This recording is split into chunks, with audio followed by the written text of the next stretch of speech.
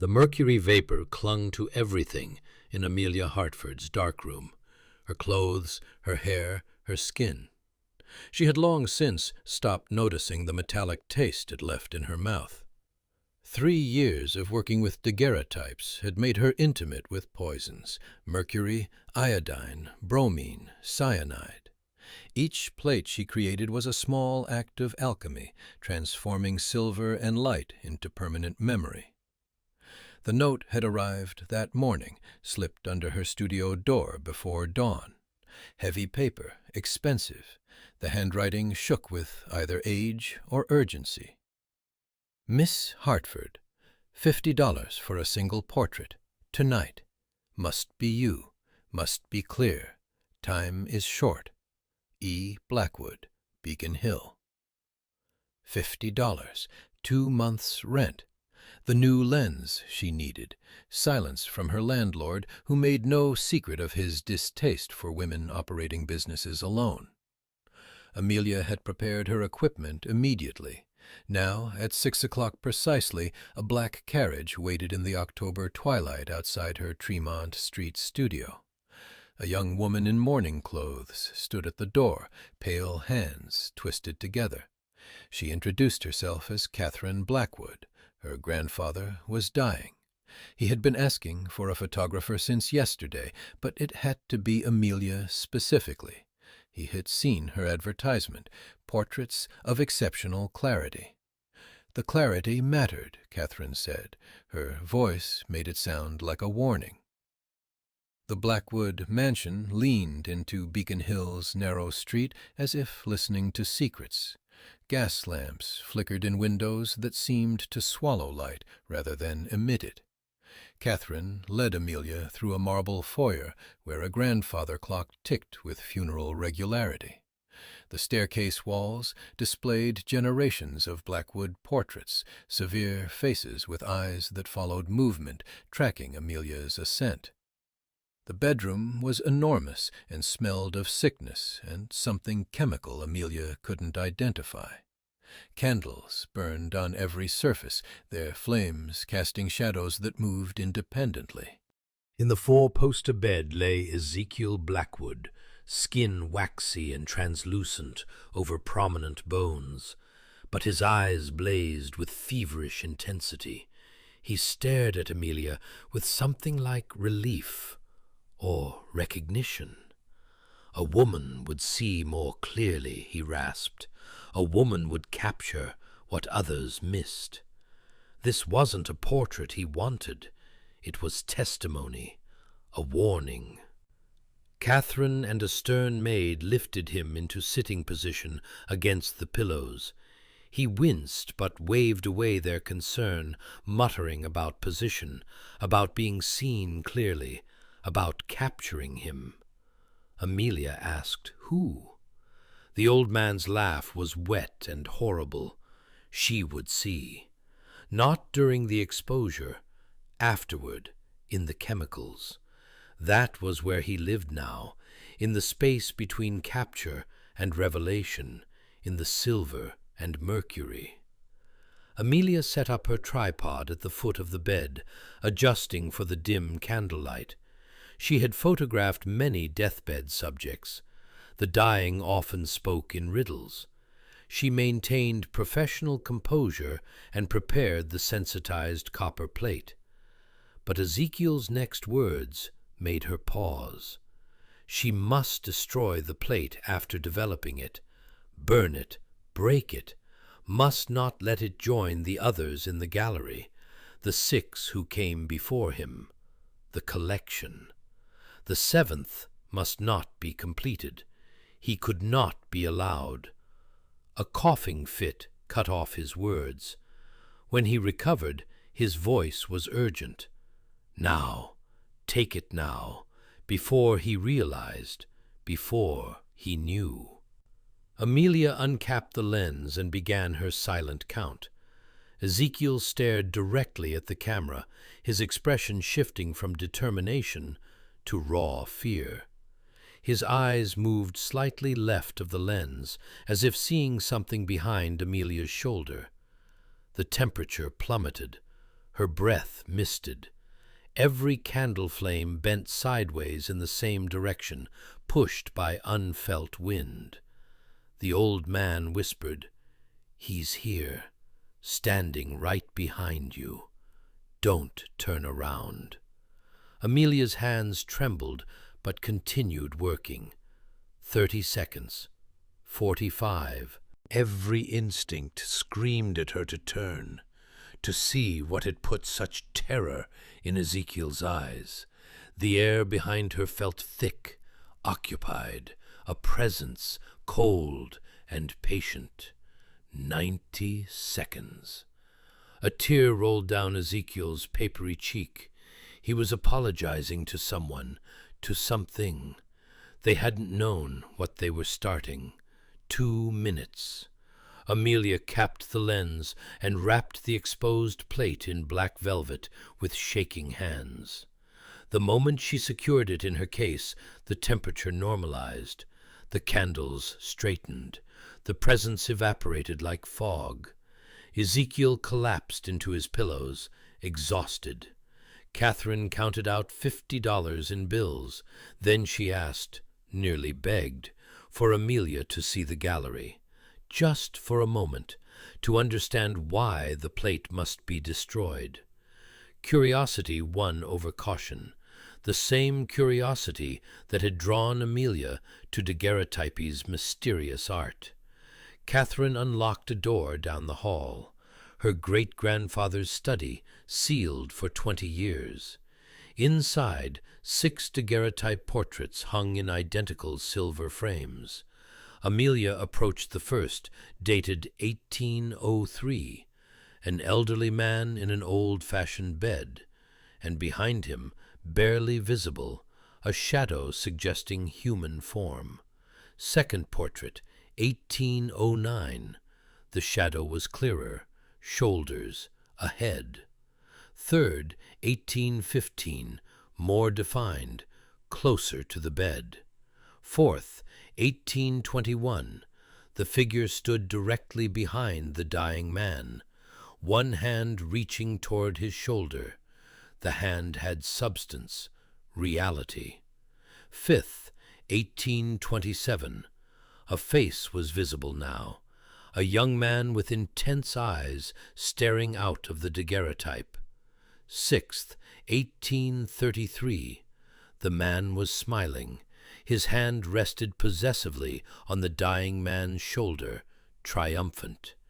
Every 10 years, 6 generations of Blackwood patriarchs photographed on their deathbeds, and in each portrait he appeared, clearer, closer. Amelia reached toward the 6th portrait and jerked back. The frame was ice cold. Frost had formed along its edges despite the room's warmth. Catherine's whispered explanation came in fragments. The first Blackwood, Josiah, had been fascinated by capturing images in 1803. He met a traveling photographer who claimed to have perfected a technique with mercury and silver. Josiah commissioned a portrait. That same night, the photographer's studio burned. The man died in the flames. But his image began appearing in Blackwood family portraits, every generation clearer and more present, as if using the portraits to pull himself back from death. Amelia noted the impossibility. Daguerreotypy wasn't invented until 1839. These earlier portraits couldn't exist. Catherine knew. Experts had examined them, confirmed them as genuine daguerreotypes despite the dates. Someone had created this process decades before Daguerre. Someone who died before sharing his discovery. Someone trying to come back. The 7th portrait would complete the sequence. 7 was a number of completion, of opening. If the image was developed, if he appeared as clearly as they feared, Catherine believed he would cross over completely. Use the portrait as a doorway. Live again. And they didn't know what he wanted or what he had become after 40 years between death and life. In the final portrait from 1833, the man's smile was hungry, anticipatory, as if he knew he was close. Amelia left quickly, Catherine's pleading voice following her. "Destroy it! Break it before you develop it!" The carriage ride back seemed endless. Amelia clutched her case, feeling warmth emanating from the wrapped plate, as if the latent image wanted to be revealed. Her studio was cold and dark. She lit lamps and stared at the dark-room door. She unwrapped the plate.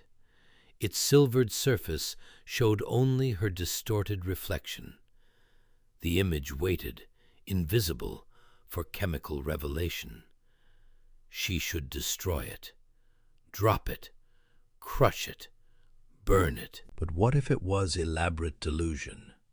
What if the portraits were fakes supporting family madness? And even if true, wouldn't it be better to know, to see, to understand? Professional pride wrestled with supernatural dread. Amelia prepared the mercury bath, heating it to precise temperature.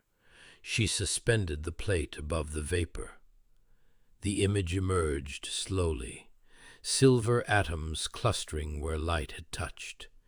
Ezekiel appeared exactly as she remembered, fearful, resigned, apologetic. The detail was exceptional, and behind him stood a man, not a shadow, a man, solid and real, young, perhaps 30, with dark hair and eyes that stared directly into the camera with terrible joy. He wore clothes from decades past. His hand rested on Ezekiel's shoulder, possessive and triumphant. He stood exactly where Amelia had stood during the exposure, where she had felt the cold presence. The man in the daguerreotype was looking at her, not at the camera, not at Ezekiel, at her specifically, seeing through silver and mercury and time to this moment in her darkroom. And then, impossible, he moved. A slight tilt of his head, a widening smile. He lifted his other hand and placed it against the plate's surface from inside, testing the barrier between worlds. Amelia dropped the plate. It struck the mercury bath's edge and fell face up onto wooden boards. A thin crack appeared across the surface, running through the figure. From the crack, vapor rose. Not mercury, something else. Something purposeful, coiling like smoke, rising toward Amelia's face. She stumbled backward, knocking over chemical bottles. The vapor followed. Where it touched her skin, her hands, her face, terrible cold burned like fire. Her vision blurred. The darkroom spun. A voice resonated inside her skull, not spoken, but felt. 40 years, 6 portraits to chart my path, but the 7th was always meant for you. The woman who works with silver and mercury, the woman who understands the art. You'll make such a perfect vessel. The vapor filled her mouth, her lungs, flowing in like water into a drowning woman. She fell, cold floor against her cheek, consciousness sliding into darkness. The last thing she saw was the cracked daguerreotype lying an arm's length away. In the image, Ezekiel lay in his bed, alone. The space behind him was empty. The man was gone. When Amelia woke, dawn light filtered through the darkroom's small window. She lay on the floor, stiff and cold, surrounded by spilled chemicals. Her head throbbed. Her mouth tasted of metal and something bitter. She sat up slowly, every muscle protesting. The events of the previous night seemed like fever dreams, impossible. Then she saw her hands. Her fingers were stained black, but not with the usual silver nitrate discoloration. This was different, darker.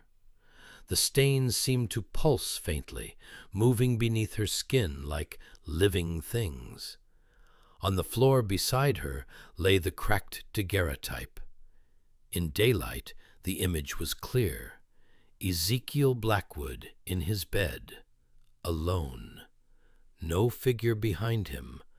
Nothing unusual except for the crack running across the plate. Amelia picked it up with trembling hands.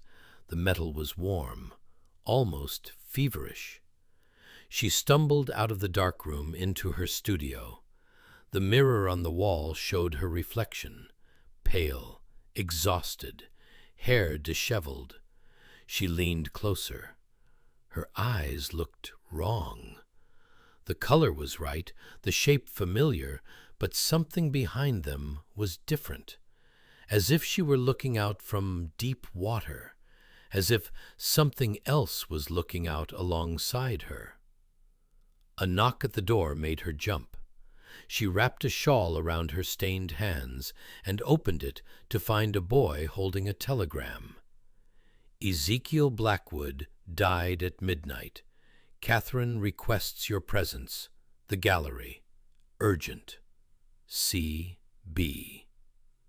Amelia paid the boy and closed the door. Midnight. Hours after she'd developed the plate. Hours after the vapor had entered her. She looked at the mirror again. Her reflection smiled, though she hadn't intended to smile. The expression was wrong, too wide, too knowing. Not hers. From somewhere inside her mind, in a place that should have been private, she felt presence. The same cold patience she'd sensed in Ezekiel's bedroom. "Don't be afraid," the voice that wasn't a voice whispered. "We're going to create such beautiful art together. You have the skill. I have the vision. And now we have time. So much time." Amelia's reflection kept smiling as she backed away from the mirror, understanding with horrible clarity what Catherine had tried to warn her about. The seventh portrait hadn't been meant to capture the man from the flames. It had been meant to capture her, the vessel, the doorway, the artist who would help him complete what he'd started 40 years ago. Her hands moved without her consent, reaching for her camera equipment, setting up, preparing, as if her body knew what it was doing, even as her mind screamed resistance. In the mirror, her reflection winked. The work was just beginning. 3 days passed before Amelia could force herself to return to the Blackwood mansion. 3 days of fighting for control of her own hands, her own thoughts, her own reflection. She would wake in the night to find herself standing in the dark room, preparing chemicals she didn't remember wanting to use. Her fingers would move across copper plates, sensitizing them with practiced efficiency, while her mind screamed from somewhere deep and distant.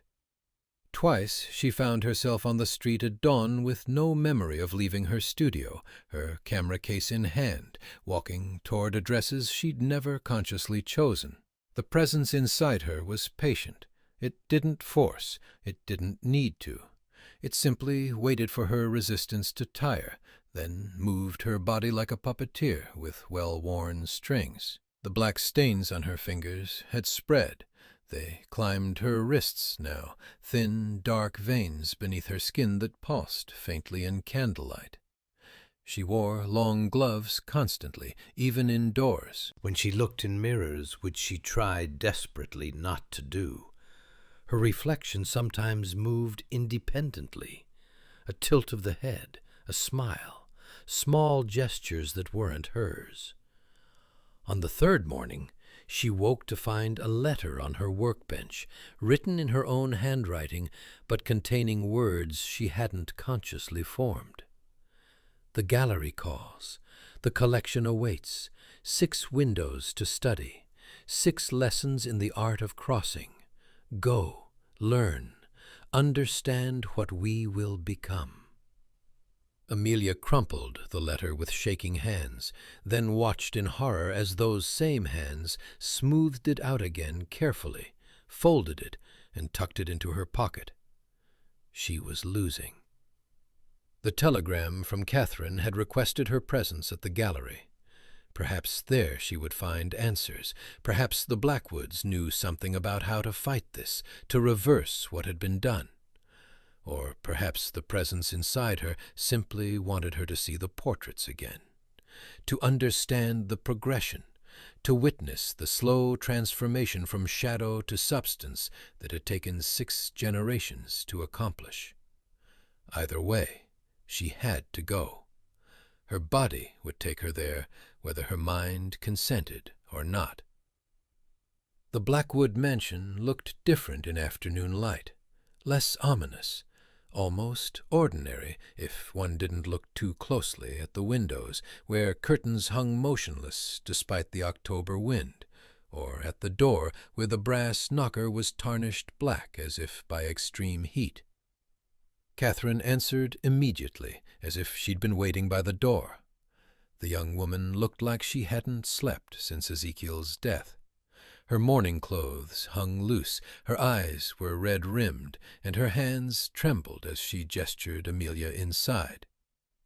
The house was silent, no servants, no sounds of life, just the oppressive quiet of a tomb. Catherine led her upstairs without speaking, down the hallway lined with ancestral portraits, those painted faces still seeming to watch, to judge, to the locked gallery door. She produced the key from around her neck and paused, her hand on the doorknob. When she finally spoke, her voice was barely a whisper. "I've been in here every day since Grandfather died, studying them, trying to understand.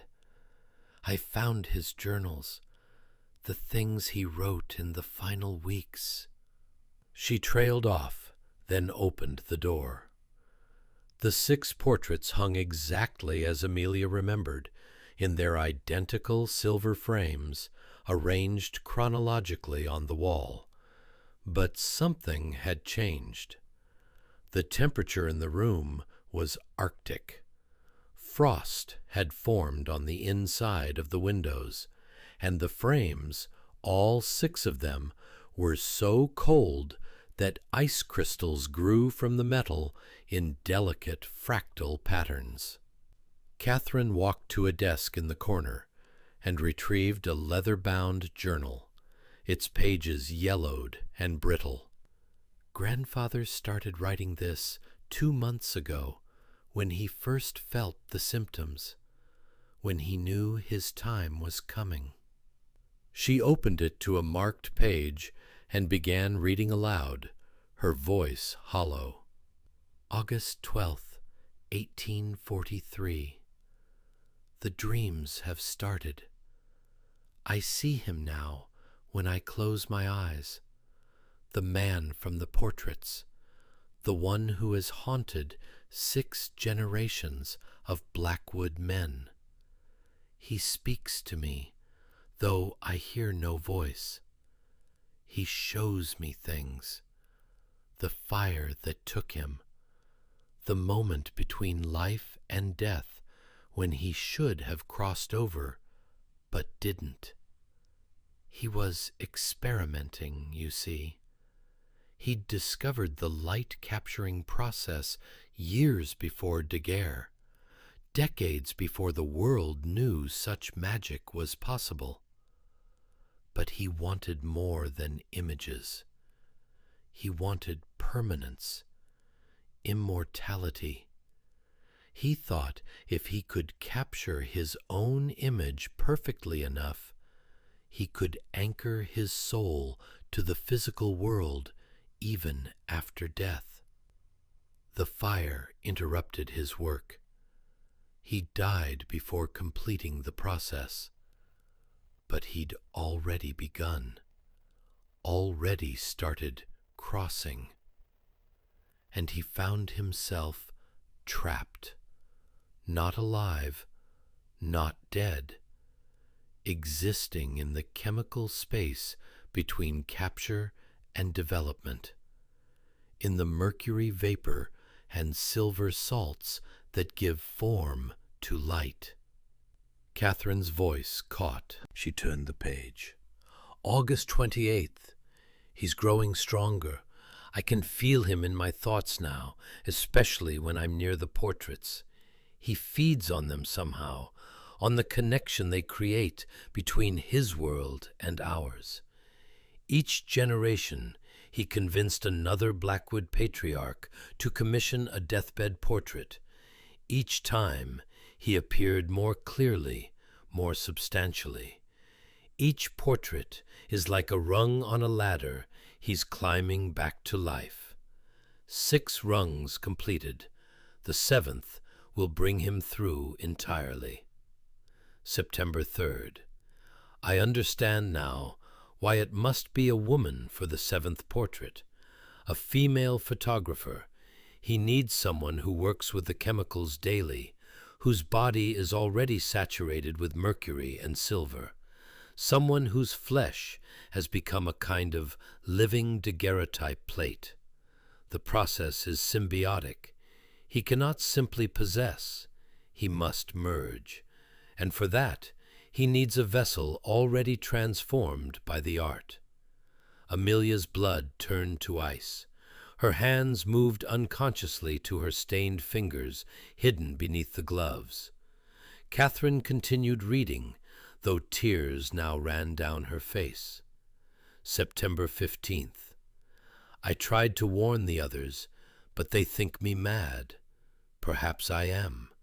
Perhaps these are just the delusions of a dying mind. But I've seen what he plans. Once he crosses through completely, he won't stop with one vessel. He'll teach others his original process, the true process, not Daguerre's pale imitation. He'll create more portraits, more doorways. He'll build an army of the crossed over, photographers who are also something else, something that exists between life and death. They'll spread across the world, capturing images that aren't just memories, but prisons, traps. Every portrait they create will be another anchor point, another place where the barrier between worlds grows thin. October 1st. It's too late to stop the 7th portrait. The woman will come. She must come. The pattern demands completion. But perhaps I can leave this journal. Perhaps someone will read it and understand. The portraits must be destroyed, all 7. They must be broken simultaneously. If even one remains intact, he can use it to rebuild the others. The collection must end. The ladder must be shattered before he reaches the top rung. Catherine closed the journal and looked at Amelia with desperate eyes. He died before he could write more. But these were his final instructions.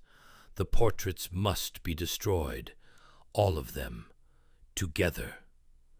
Amelia wanted to speak, to tell Catherine about the presence inside her, about the loss of control, about the terrible certainty that it was already too late. But her throat wouldn't work. Her voice belonged to something else now. Instead, she found herself walking toward the portraits, her body moving with purpose her mind didn't authorize. Her gloved hands reached out toward the first frame, the one from 1803, where the shadow had barely been visible. Catherine called out in alarm, but Amelia couldn't stop, couldn't pull back. Her fingers touched the ice-cold metal, the world inverted. Suddenly she was seeing through different eyes, standing in a photography studio from decades past. A younger version of the darkroom techniques she knew, more primitive, more experimental, more dangerous. A man stood before a camera, his own camera, attempting to photograph himself using a system of mirrors and carefully timed exposures. This was him, the photographer. She could feel his obsession, his certainty that he had discovered something beyond art, beyond science, a way to cheat death itself. The vision shifted, fire spreading through the studio, the man trapped, flames consuming his equipment, his work, his body. But in the final moment before death, he had inhaled deeply of the mercury vapor that filled his workspace, vapor from dozens of developing plates, concentrated to toxic levels. As his lungs filled with the metallic smoke, as his flesh burned, his consciousness had made an impossible choice. It had anchored itself not to his dying body, but to the chemical process itself, to the silver and mercury, to the space between exposure and development where images waited to be born. Another shift, years passing in darkness and cold, slowly learning to navigate this new existence, discovering that he could appear faintly in photographs developed near the place where he died, then learning to follow the chemicals themselves, to exist wherever the daguerreotype process was practiced, finding the Blackwood family, whose patriarch Josiah had been one of his few clients before the fire, appearing in Josiah's portrait, realizing that each successive generation brought him closer to solidity, to presence, to the ability to cross back through. 6 portraits, 6 generations, 40 years of patient climbing toward life. And now, the 7th, the completion. The woman whose body was already half transformed by years of mercury exposure, the perfect vessel for merger, not possession. Amelia yanked her hand back from the frame, gasping. The vision released her. She staggered backward, and Catherine caught her before she fell. But even as the young woman steadied her, Amelia felt her mouth moving, forming words in a voice that was hers, but also not hers, deeper, older, male. You see now. You understand. We are not enemies, Amelia Hartford. We are collaborators, partners in art. I have knowledge from before Daguerre, techniques he never imagined. Together, we will create images of such clarity, such power, that the world will have no choice but to see what lies beyond the veil. Every portrait a window, every window a door. Catherine recoiled in horror. Amelia tried to wrestle control back, to force her mouth closed, but the presence was stronger now, bolder. It had shown her the vision deliberately to prove its power, to demonstrate that resistance was futile. Her hands, his hands, their hands, moved to remove the gloves. The black stains had spread further. They covered her palms now, spiraling up her forearms in patterns that resembled the frost on the portrait frames. And in the center of each palm was a mark she hadn't noticed before, a perfect circle of pure silver, gleaming in metallic, as if her flesh was literally transforming into a daguerreotype plate. The merger is nearly complete, the voice continued through her mouth. Your body recognizes the inevitability. It welcomes the transformation. Soon we will be one mind, one purpose, and then the real work begins. Catherine ran to the desk and grabbed something, a hammer she must have prepared earlier. She raised it toward the nearest portrait, the one from 1803. If I destroy them, will it stop this? Will it free her? Amelia's body turned toward Catherine with fluid grace. Her face wore an expression she'd never made, amused, condescending, patient. Destroy them, please. I encourage it. The portraits have served their purpose. They were the ladder, but I've reached the top rung now. I'm through. Breaking them now would merely erase the evidence of my journey. The merger with dear Amelia is irreversible. She is my anchor now, my new portrait, my living daguerreotype. Catherine's hand wavered, the hammer lowered slightly. You're lying. You need them. You must need them. I needed them, past tense. Each portrait was a step toward solidity, toward presence. But the seventh, the living portrait, is the culmination. As long as Amelia Hartford breathes, I exist, and she will breathe for many years yet. We have such work ahead of us. From somewhere deep inside her own mind, Amelia gathered the fragments of her will and forced out a single word through lips she no longer fully controlled. Destroy. The presence clamped down immediately, choking off her voice. Her throat constricted, but she'd said enough. Catherine understood. She swung the hammer with all her strength. The glass over the 1803 portrait shattered. Then the frame cracked. The copper plate beneath bent, then broke in half, with a sound like a bell cracking. From the broken portrait, a scream erupted, not heard with ears, but felt in bones and teeth and the soft tissue of the brain. The temperature plummeted further. Frost raced across the walls. The remaining 5 portraits trembled in their frames. Amelia's body convulsed. The presence inside her recoiled, wounded. For a brief moment, she felt its grip weaken. Catherine moved to the second portrait from 1809. No! The voice tore from Amelia's throat, but Catherine was already swinging. Glass shattered. Frame cracked, plate broke. Another scream, louder. The windows in the gallery exploded outward in a shower of glass. Wind howled through the room, though outside remained perfectly calm. The third portrait fell from the wall on its own, as if pushed by invisible hands, and shattered on the floor. 3 gone.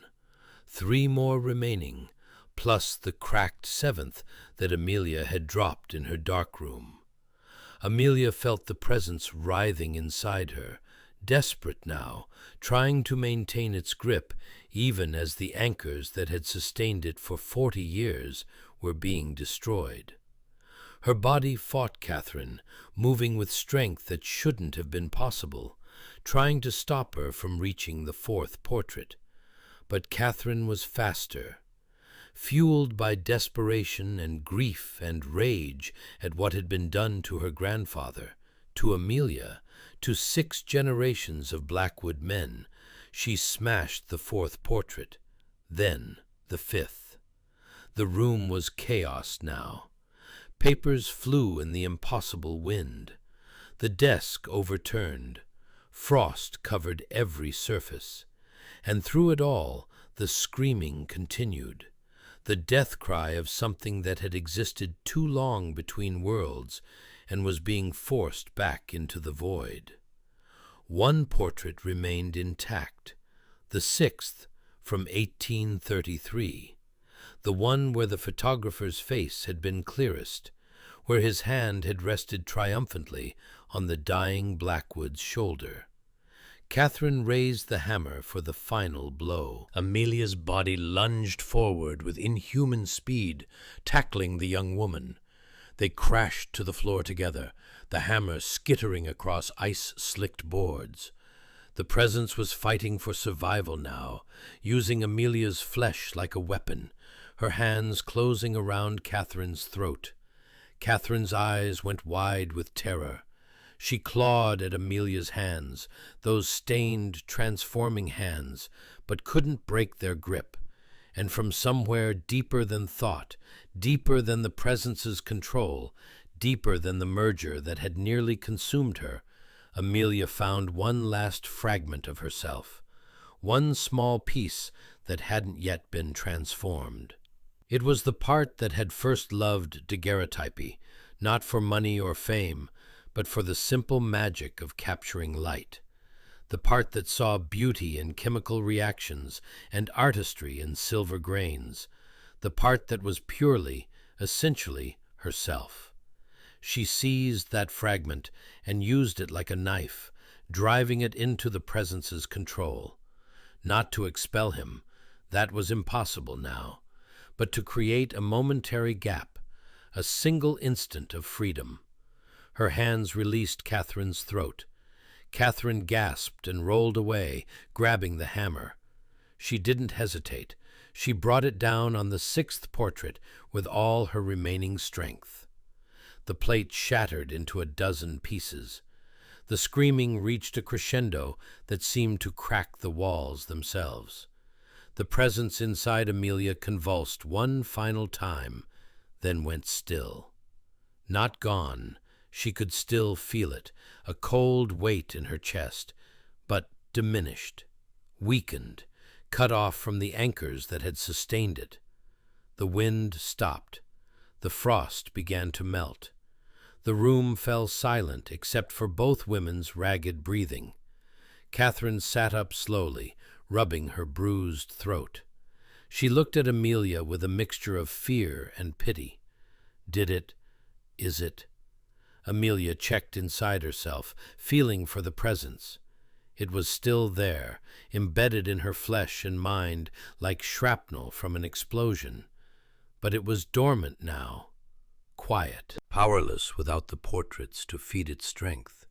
Almost powerless, because there was still one portrait remaining, the seventh, the cracked plate lying on the floor of her darkroom, showing Ezekiel's bed and the empty space where the photographer had stood before crossing through into Amelia herself. As long as that plate existed, he could potentially rebuild, regrow, return to strength. Amelia found her voice, hoarse and damaged. "My studio, the seventh plate. We have to—" She couldn't finish. The presence stirred, sensing her intention, trying to reassert control. Her voice cut off mid-sentence. Her hands began to shake. Catherine understood. She pulled Amelia to her feet. "Can you walk? Can you make it there?" Amelia nodded, though she wasn't certain. Every step would be a battle now, every action a negotiation with the thing inside her. But they had to reach her studio before the presence regained enough strength to stop them, before it found a way to protect its final anchor. They stumbled down the stairs together, through the silent house, out into the afternoon light. The carriage waited where Catherine had kept it ready. The driver took one look at Amelia's face, whatever expression the presence was forcing onto it, and nearly refused to take them. Catherine pressed money into his hand and gave him the Tremont Street address. The ride was endless. Amelia sat rigid, feeling the presence testing her boundaries, probing for weaknesses. It knew where they were going, knew what they intended. It was gathering strength, preparing to stop them. Inside her mind, that voice whispered promises and threats. You need me. You think you want me gone, but without me, you're incomplete. I've shown you visions beyond mortal sight. I've given you understanding of the art that no other living soul possesses. Destroy the seventh plate, and you destroy the greatest opportunity of your life. We could revolutionize photography. We could show the world wonders they've never imagined. We could make you immortal, Amelia Hartford. Isn't that worth the price of sharing space with me? Part of her, the part that loved the art, that craved understanding, wavered. What if he was right? What if the merger could be controlled, negotiated? What if they could coexist and create something extraordinary together?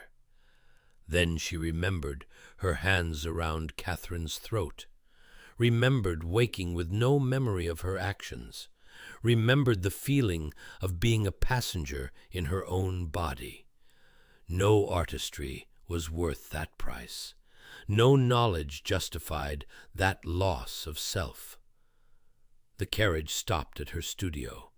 She and Catherine rushed inside. The dark-room door stood open. She never left it open. Had the presence made her leave it that way? Or was it simple carelessness from 3 days ago, when her world had inverted? The seventh plate lay on the floor where she'd dropped it, the crack running through its center like a fault line. The image was still visible, Ezekiel alone in his bed, the space behind him empty. Catherine bent to pick it up, but Amelia stopped her. Wait. She could feel the presence inside her, gathering for one final effort. It would try to stop them, would use her body, her strength, her hands to protect its last remaining anchor.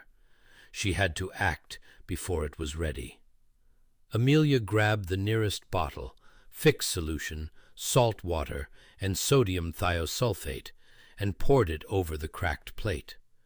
The chemicals began dissolving the image immediately, eating away at the silver layer. The figure of Ezekiel grew fainter, dissolving into abstraction. Inside her mind, the presence screamed. Her hands cramped, trying to drop the bottle, but she held on.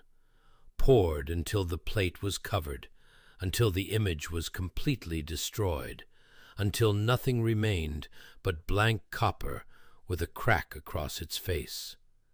Then she picked up the plate with shaking hands and brought it down hard against the edge of her workbench. It shattered into pieces.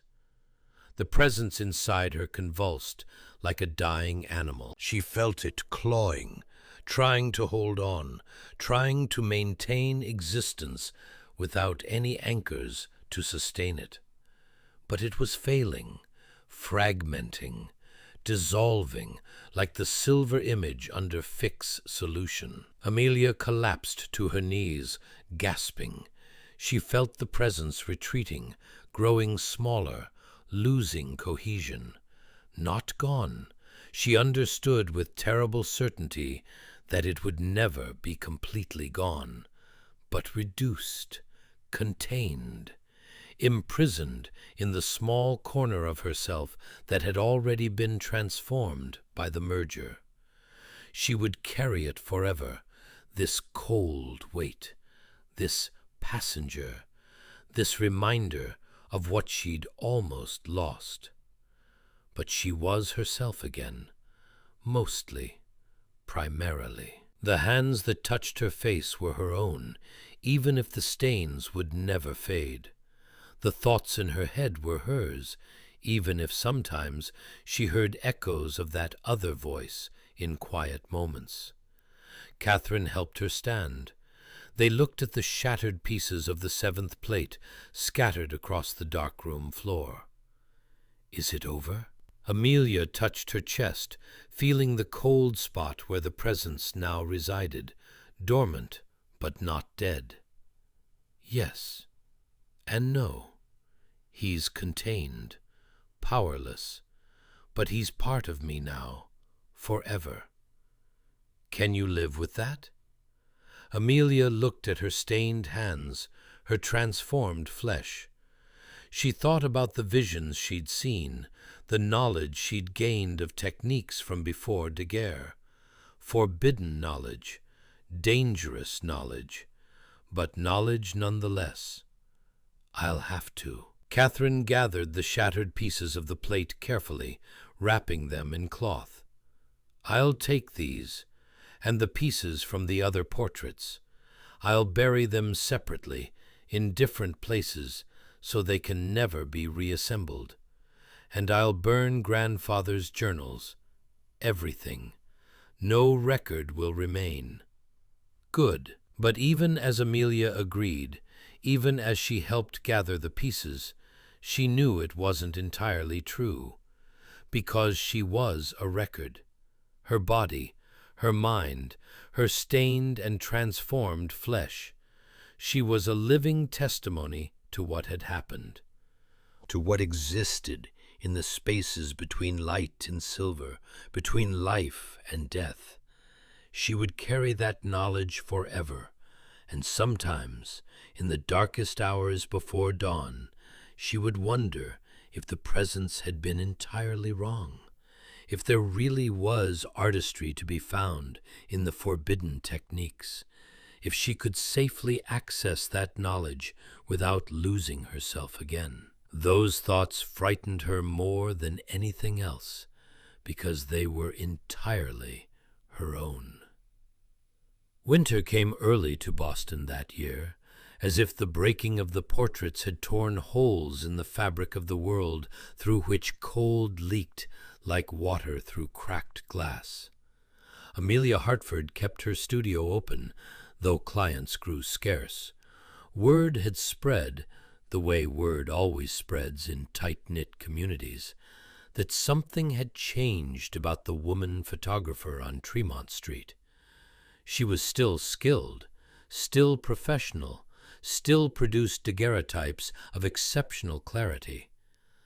But there was something wrong with her eyes now, something cold behind them, and her hands, always gloved now even indoors, sometimes moved with peculiar precision, as if guided by purposes beyond simple photography.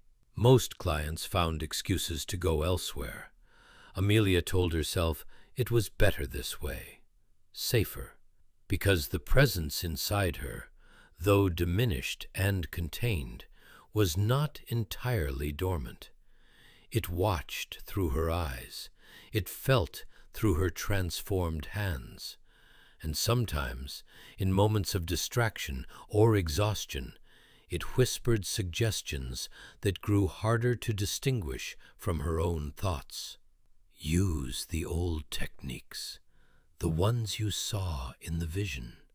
Create images of such clarity that the veil between worlds becomes transparent. You have the knowledge now. Why waste it? She resisted, mostly, but the knowledge burned in her mind like a coal that wouldn't extinguish. She found herself sketching diagrams of equipment she'd never seen, formulas for chemical mixtures that predated Daguerre's published methods. Her hands remembered processes her conscious mind had never learned. On the first day of December, when the first snow fell, Amelia woke to find she had prepared 3 copper plates during the night, with no memory of doing so. They sat on her workbench, sensitized and ready, gleaming in the morning light. And beside them, written in her handwriting, 3 subjects, 3 windows, 1 door. She stared at the note for a long time, her heart hammering. Then she swept the plates into a box and locked them in the cabinet where she kept her supplies. The key went into her pocket. She would destroy them later, when she had the strength. But she didn't destroy them. Days passed, then weeks, and the plates remained locked away, waiting.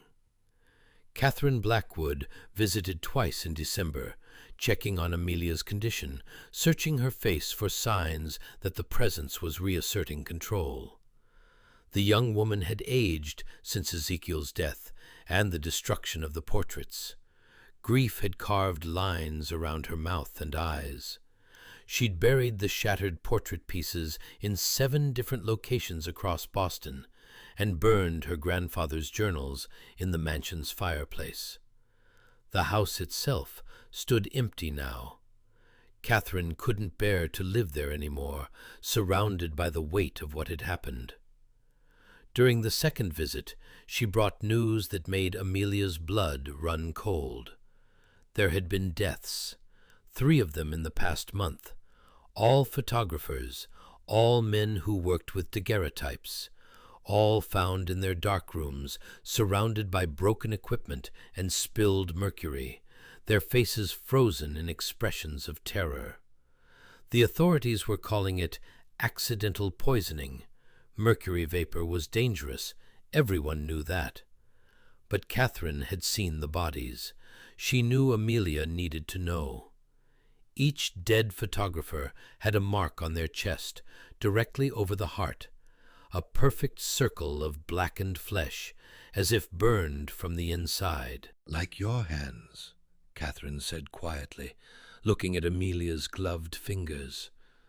But worse, as if whatever touched them did so with more force, more violence. Amelia felt the presence stir inside her, interested but silent. She asked Catherine where the deaths had occurred. The addresses meant nothing at first.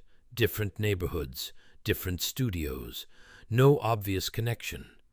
Then Catherine mentioned that the first photographer, a man named Thomas Brenner, had apprenticed under someone years ago, someone whose studio had burned in 1839, a photographer whose techniques were supposedly revolutionary, but whose name had been lost to the fire that killed him. The presence inside Amelia went very still, very focused. Not lost, it whispered in the privacy of her mind. Hidden. I had 3 apprentices before the fire. Thomas was one. They learned fragments of the true process, not enough to cross over themselves, but enough to be connected, threads leading back to me, and now those threads are being pulled. Amelia spoke aloud, her voice tight. "You're killing them." Catherine drew back, startled. Amelia realized she'd been having 2 conversations simultaneously, one internal with the presence, one external with Catherine. "Not I," the presence replied. "I'm contained, powerless, remember? But there are others who learned the old techniques, others who've been experimenting in secret, trying to replicate what I achieved. And without the portraits to anchor the process properly, without the careful progression through generations, well, the crossing goes badly, violently. It tears both parties apart." "Who?" Amelia demanded silently. "Who's doing this?" But the presence had retreated again into its cold corner of her chest, saying nothing more. Catherine was watching her with frightened eyes. "Amelia, you went away for a moment. You were somewhere else." "I'm here." Amelia forced herself to focus on the present, on Catherine's concerned face. "The deaths, do the authorities know about the mark? The burned circle?" "They noticed, but they're attributing it to chemical burns, spilled mercury. No one suspects that something is trying to cross over," Amelia finished. "That these men were attempting the process themselves, and it's killing them." Catherine's face went pale. "More of them? More trying to do what that thing did to you?" Fragments of the knowledge survived the fire. Apprentices, clients, people who saw the techniques and tried to recreate them. Most failed, most died, but some. Amelia stood and walked to her locked cabinet. Her hands moved without conscious direction, pulling the key from her pocket, opening the lock. Inside were the 3 plates she'd prepared during her night of unconscious work. Catherine saw them and grabbed Amelia's arm. "No, whatever you're thinking, no. We destroyed the portraits. We ended this." "We ended one attempt at crossing," Amelia said, and wasn't sure if the words were hers or the presence's. "But the knowledge exists in other minds now, in my mind. And if I can access it without intending to, others can too. Others who don't have the benefit of understanding what they're trying to do." She picked up one of the prepared plates, feeling its weight, its potential. The deaths will continue. More photographers will attempt the crossing. Most will fail and die. But eventually, someone will succeed. Someone will complete the process. And they'll have none of the restraint, none of the containment that I achieved. They'll tear through violently, and they won't care who gets destroyed in the process. Catherine's grip tightened. "So what are you saying? That you need to, what? Use those plates? Complete whatever you started preparing?" Amelia set the plate down carefully. Her hands were shaking. "I don't know. The presence wants me to. It's been guiding me toward this since the portraits were destroyed. 3 plates, 3 subjects, but I don't understand what it's trying to accomplish. And I'm afraid to find out." "Then don't," Catherine said urgently. "Destroy them. Destroy them right now and walk away from this entire nightmare." It was sensible advice, safe advice, the advice Amelia would have given herself if she could step outside her own situation and see it clearly. But even as Catherine spoke, Amelia's mind was working through possibilities, following threads of the forbidden knowledge that lived in her transformed flesh. 3 plates, 3 subjects. What if they weren't meant for crossing over? What if they were meant for something else? Something protective, a way to trap the fragments of knowledge that existed in other minds, to prevent more deaths? Or was that rationalization, the presence manipulating her thoughts, making its purposes seem noble when they were anything but? She couldn't tell any more. The line between her thoughts and its whispers had grown too thin. "Give me 3 days," Amelia heard herself say. 3 days to understand what these plates are meant for. If I can't determine that they're safe, if I have any doubt, I'll destroy them myself." Catherine looked at her for a long time, searching her face. 3 days. Then I'm coming back, and if those plates still exist, I'm breaking them whether you agree or not. Fair enough. After Catherine left, Amelia sat alone in her studio, holding one of the prepared plates. The winter light faded early, leaving her in shadows. She didn't light the lamps.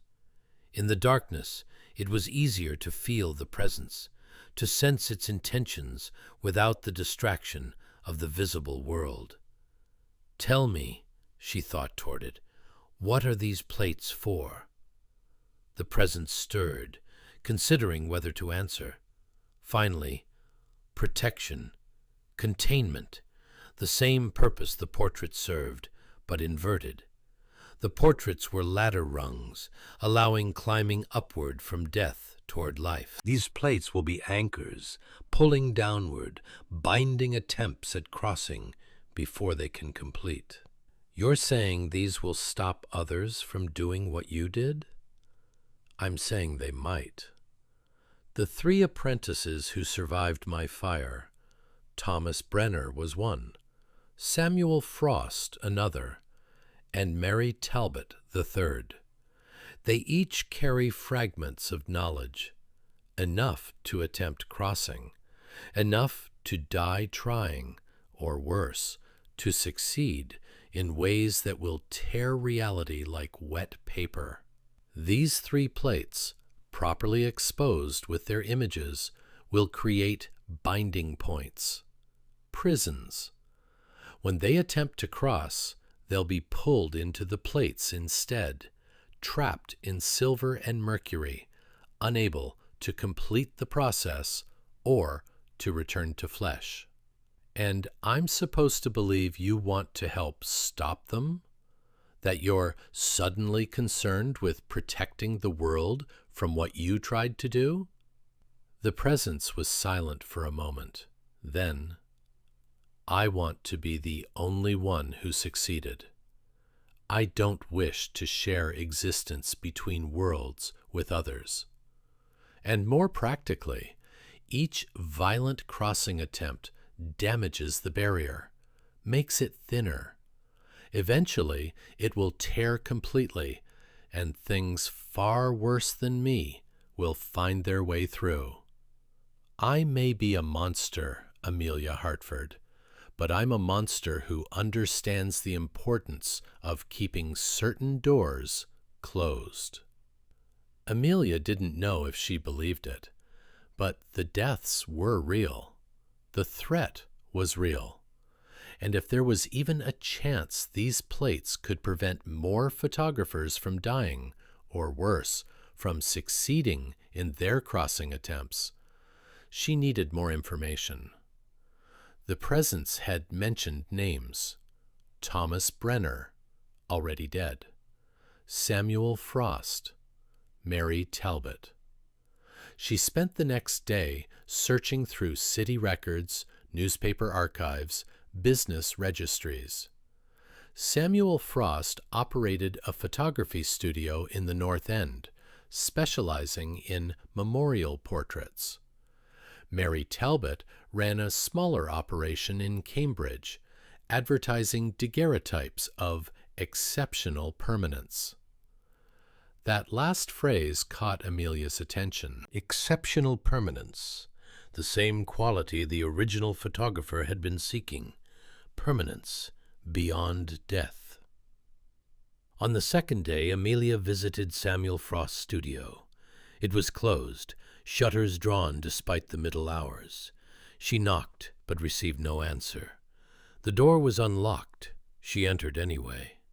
The studio was chaos. Equipment overturned, chemicals spilled, the acrid smell of mercury vapor so thick it burned her lungs. And in the dark room she found Samuel Frost. He was still alive, barely.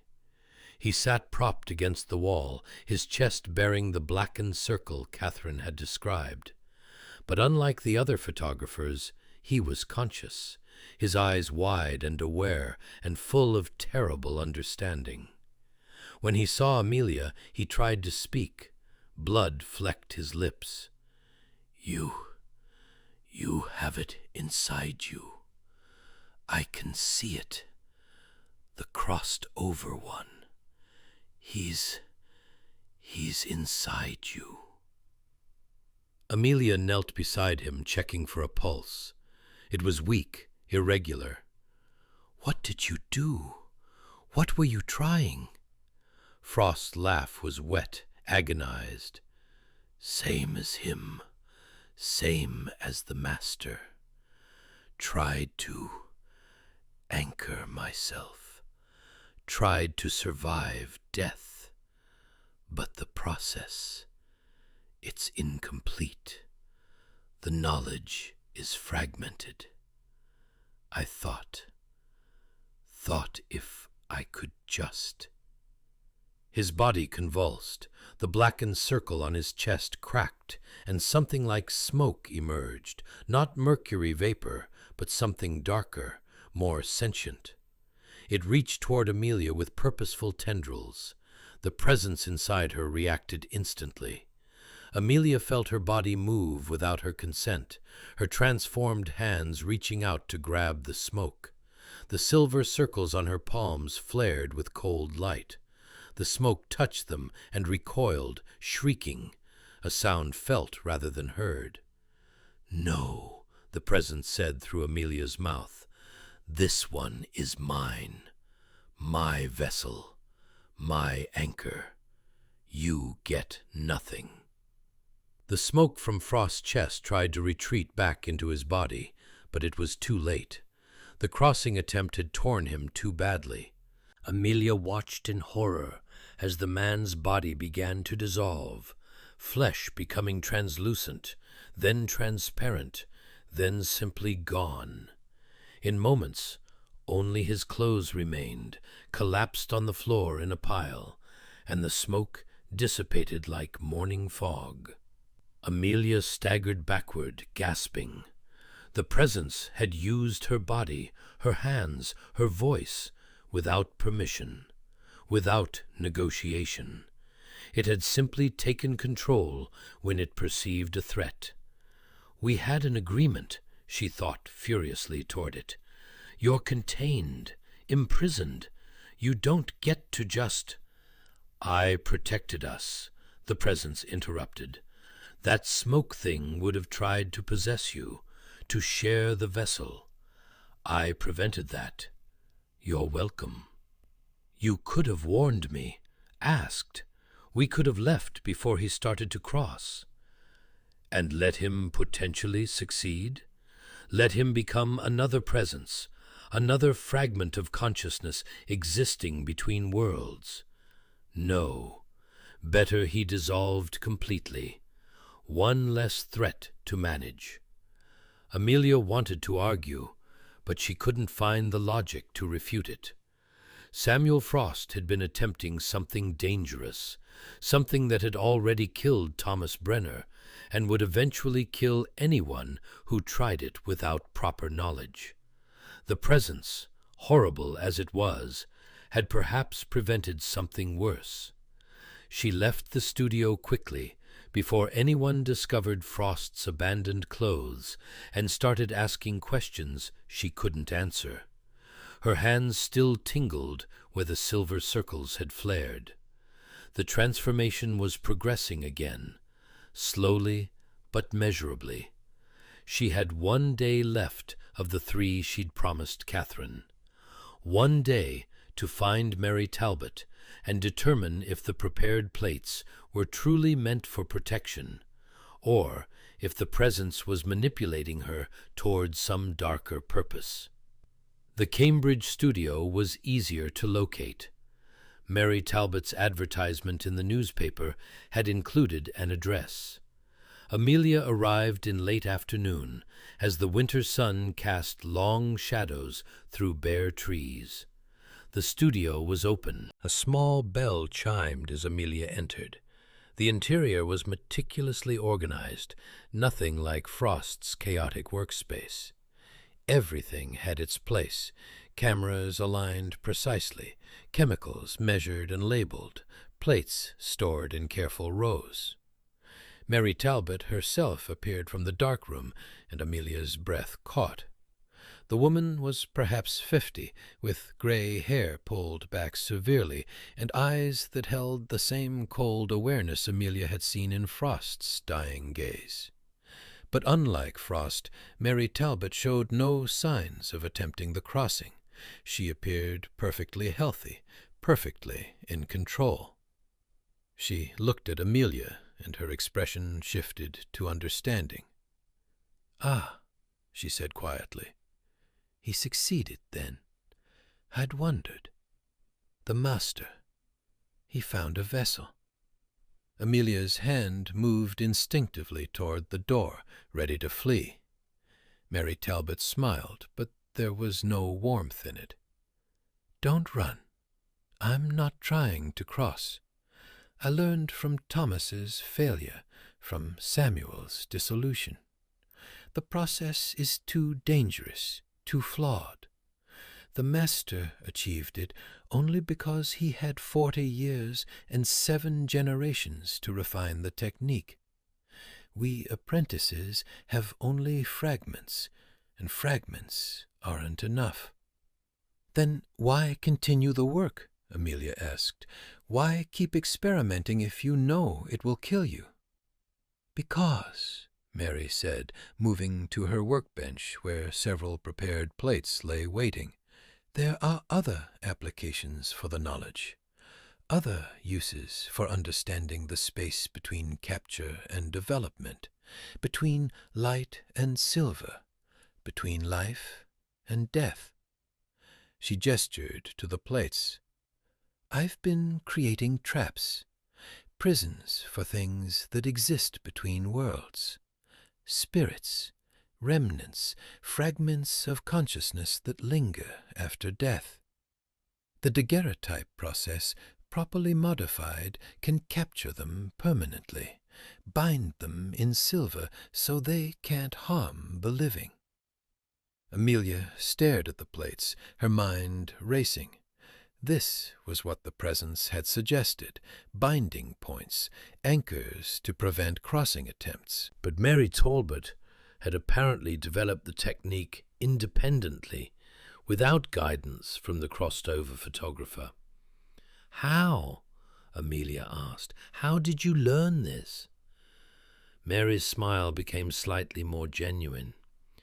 40 years of experimentation, 40 years of careful study.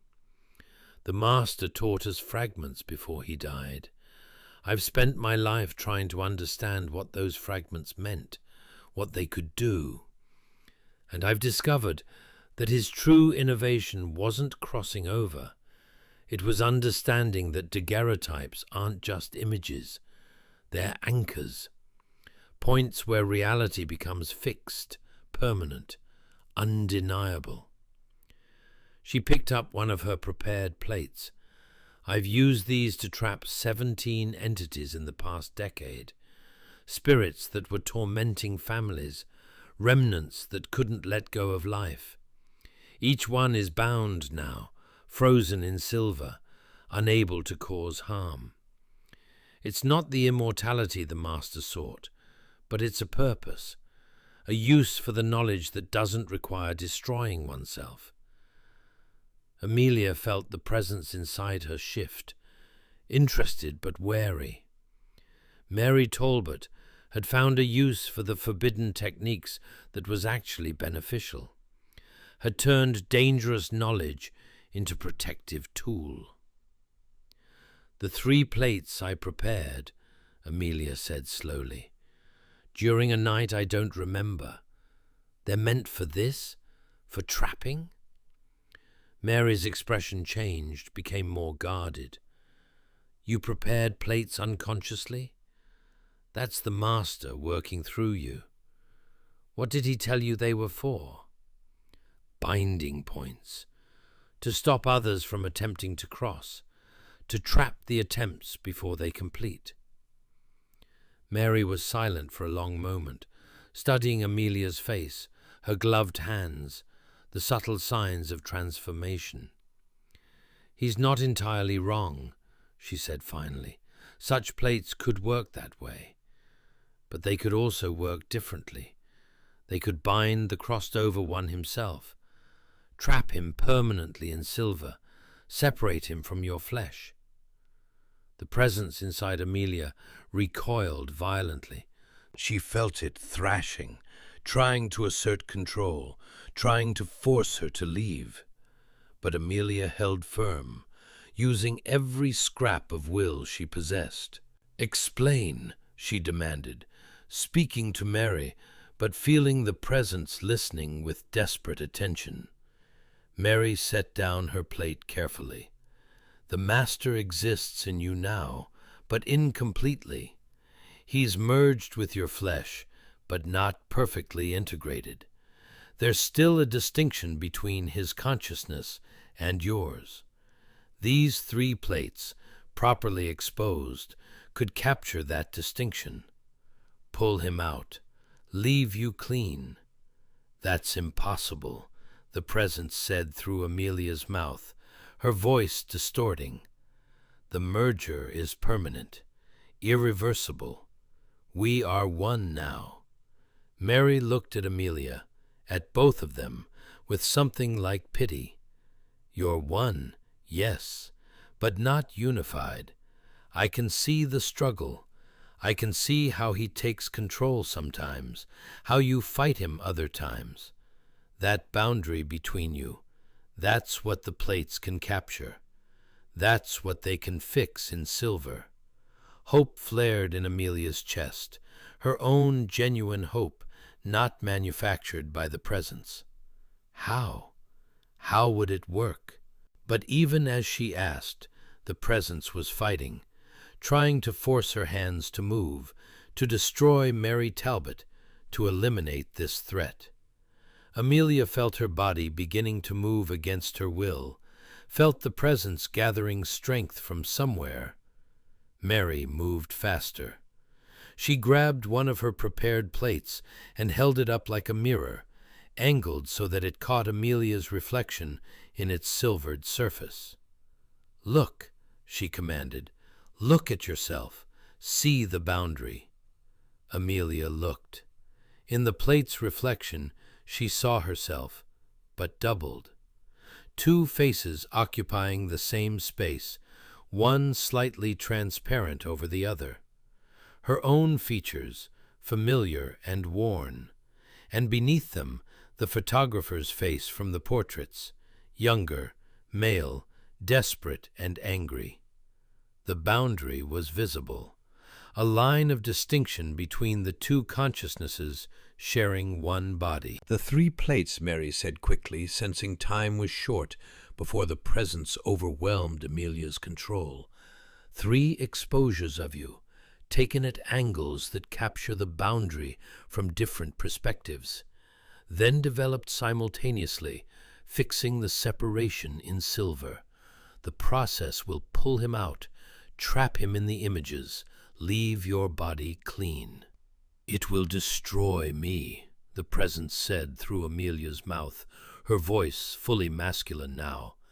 "Trap me in silver forever, aware but powerless, neither dead nor alive, but frozen. I will not allow it." Amelia's hands moved, striking the plate from Mary's grip. It fell and shattered.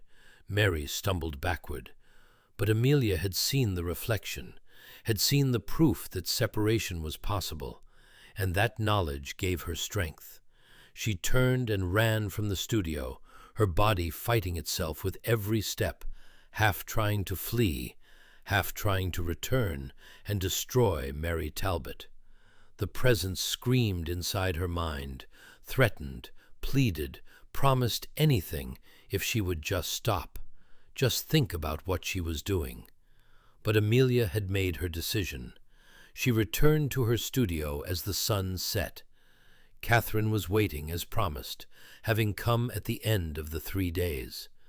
The young woman stood when Amelia entered, taking in her disheveled appearance, the wild look in her eyes. "What happened?" "I found a way," Amelia said, her voice shaking. "A way to separate us, to trap him and free myself." She explained quickly. Mary Talbot's technique, the 3 plates, the need for exposures that captured the boundary between consciousnesses. Catherine listened with growing hope and horror. "But you'd need someone to operate the camera," Catherine said. "You can't photograph yourself, not at the angles required.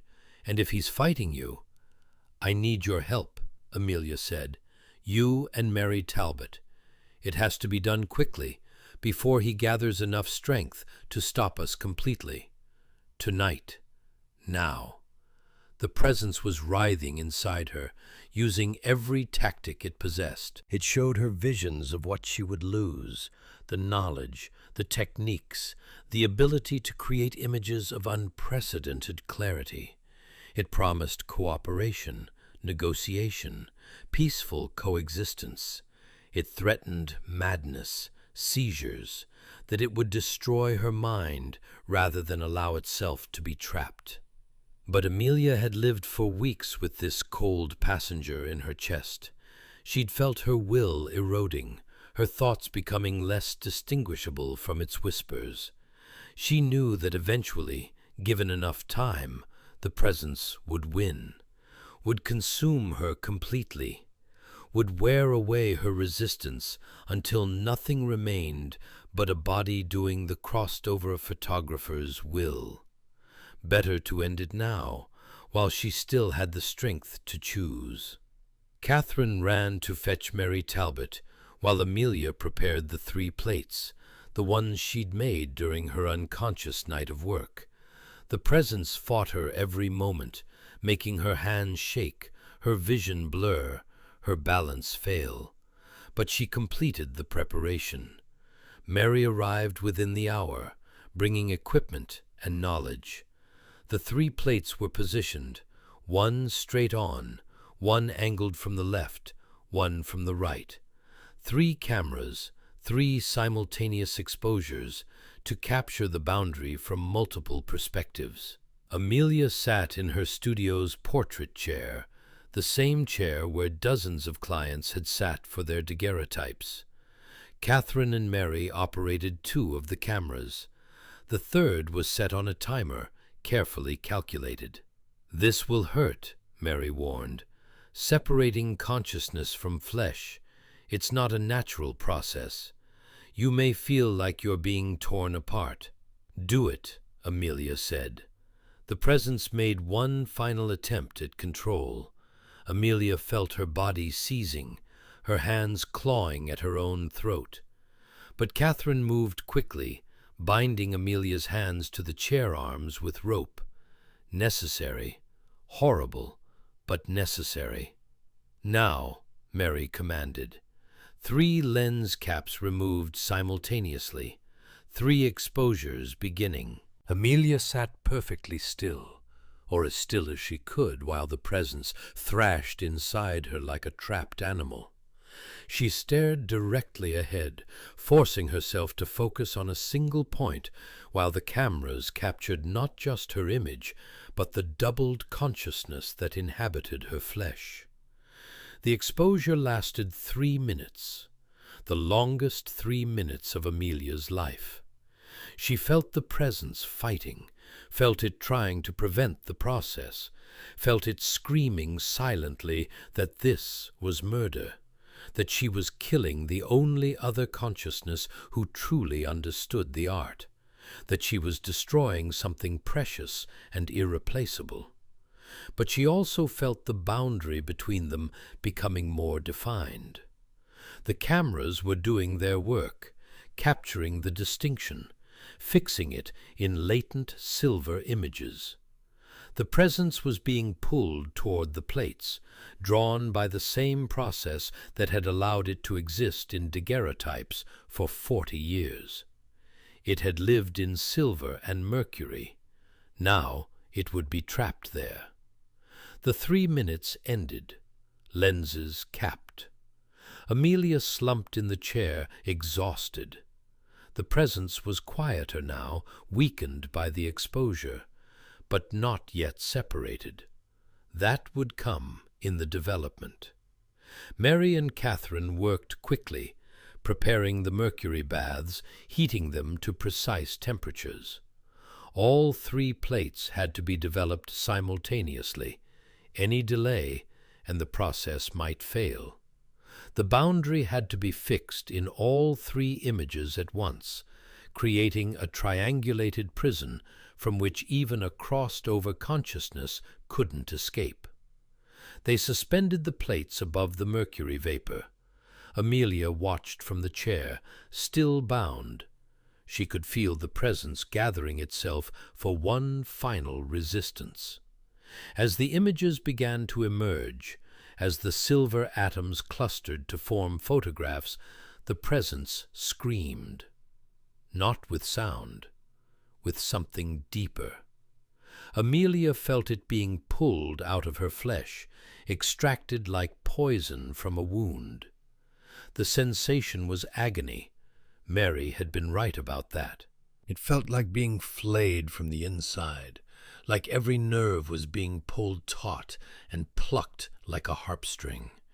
The images grew clearer. In each plate, Amelia's figure appeared, sitting in the chair. But unlike normal daguerreotypes, these images showed the doubled consciousness, her face transparent and strained, and beneath it, superimposed, the photographer's face, desperate, raging, terrified. The boundary was captured, fixed, made permanent in silver, with a final sensation like tearing, like something fundamental being ripped away. The presence left Amelia's body. She gasped, her first fully independent breath in weeks. Her chest felt empty where the cold weight had resided. Her hands, still stained, still transformed, were nevertheless her own again. The silver circles on her palms faded to dull gray. The 3 plates continued developing, the images growing sharper, and in each one the photographer's face became clearer, more distinct from Amelia's, more obviously separated. His expression shifted from rage to realization to absolute despair as he understood what had been done to him. Trapped, not dead, not alive, frozen in silver, aware but powerless, exactly as he'd feared. Mary fixed the plates carefully, stopping the development, making the images permanent. Then she sealed them in separate frames, each one wrapped in black cloth. "These must never be broken," she said, "never be exposed to light again, never be brought together. As long as they exist separately, sealed and dark, he'll remain trapped." Catherine took one frame, Mary took another, and Amelia, with shaking hands, accepted the third. "Where will you keep it?" Catherine asked. Amelia looked at the sealed frame, feeling nothing from it now. No presence, no cold, just inert metal and glass. "Somewhere safe, somewhere I'll never be tempted to look." But even as she said it, she wondered if that was true, because she could still feel the echoes of the forbidden knowledge in her mind. The techniques she'd learned through the merger, the understanding of processes that predated Daguerre. That knowledge hadn't been extracted with the presence. It remained, woven into her transformed flesh, part of her now, whether she wanted it or not. She would carry it forever. The question was what she would do with it. Mary Talbot seemed to read her thoughts.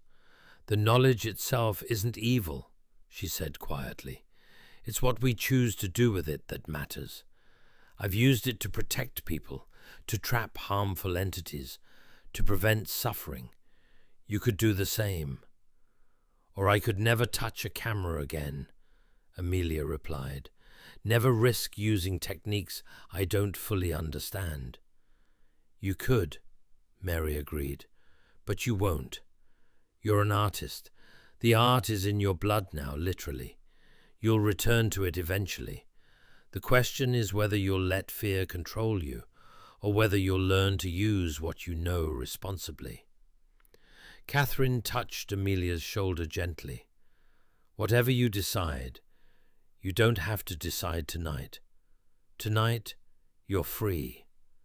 That's enough." They left together, Catherine and Mary carrying their sealed frames to their chosen hiding places. Amelia remained in her studio, exhausted, emptied, alone for the first time in weeks. She looked at the third sealed frame, at the black cloth that hid the image of her doubled consciousness, the photographer's face trapped forever in silver. Part of her felt triumph. She had won, had survived, had freed herself from a presence that would have eventually consumed her. But another part, a part she didn't want to examine too closely, felt something like grief. The presence had been horrible, invasive, parasitic, but it had also been the only other consciousness that truly understood what she understood. The only mind that had seen what she'd seen, known what she knew. Now she carried that knowledge alone. Amelia extinguished the lamps and climbed the stairs to her small apartment above the studio. She removed her gloves and looked at her stained hands in the moonlight coming through the window. The black marks had stopped spreading, but they hadn't faded. The silver circles on her palms had dulled, but not disappeared. She was marked, transformed, forever changed by what had happened. In the morning, she would have to decide what to do with that change, whether to hide it or use it, whether to abandon photography entirely or to carefully, cautiously explore the knowledge she now possessed. But tonight, she simply slept, deep and dreamless, without the presence's cold weight in her chest, without its whispers in her mind. For the first time in weeks, she was alone in her own body. It was enough.